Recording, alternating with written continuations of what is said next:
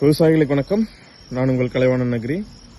இன்னைக்கு நம்ம எதை பற்றி பார்க்க போகிறோம்னா, தென்னை மரங்களில் வந்துட்டு பார்த்துட்டிங்கன்னா இந்த மழை காலங்களில் அதிகமாக காட்டுக்குள்ளே பார்த்துருக்கிற மாதிரி அதிகமாக நீர் தேங்கி இருக்கிற பகுதி, நீரெல்லாம் ரொம்பவே தேங்கி இருக்கு.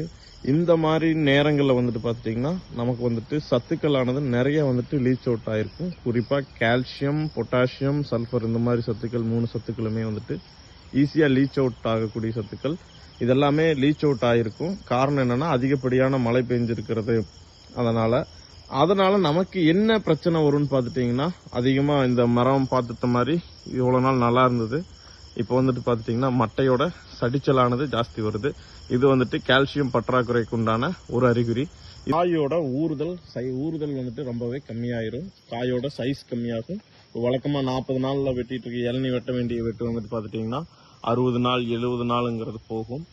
அதுக்கு நம்ம என்ன ஒரு ரெமடியாக கொடுக்கலான்னு பார்த்துட்டிங்கன்னா, யாரால இருக்கக்கூடிய யாரா ரேகா 12023ன்னு சொல்லுவாங்க. அதில் வந்துட்டு பார்த்துட்டிங்கன்னா nitrogen, phosphorus, potash plus sulphur வந்துட்டு அதிகப்படியான பர்சன்டேஜில் சல்ஃபர் ட்ரைஆக்சைடு வடிவத்தில் இருக்கு. அது வந்துட்டு ஒரு மரத்துக்கு ஒரு 150 கிராமும், கூடவே வந்துட்டு நைட்ரோபோர்னு சொல்லக்கூடிய கால்சியம் நைட்ரஜன் போரான், இது வந்துட்டு ஒரு மரத்துக்கு 100 கிராமும் நம்ம கீழே பாத்தியில தண்ணியை பாய்ச்சிட்டு போடும்போது நமக்கு எல்லா சத்துமே, இப்போ லீச் அவுட் ஆன எல்லா சத்துமே இமீடியட்டா கிடைச்சிரும். ஃபர்தரா வந்துட்டு அந்த சத்துக்கள் வந்துட்டு நல்லாவே எடுத்துக்கிட்டு நமக்கு ரொம்பவே ஹெல்ப் பண்ணும். காய் ஊறுறது நல்லா பண்ணி கொடுக்கும். காயோட சைஸையுமே நல்லா இன்க்ரீஸ் பண்ணி கொடுக்கும்.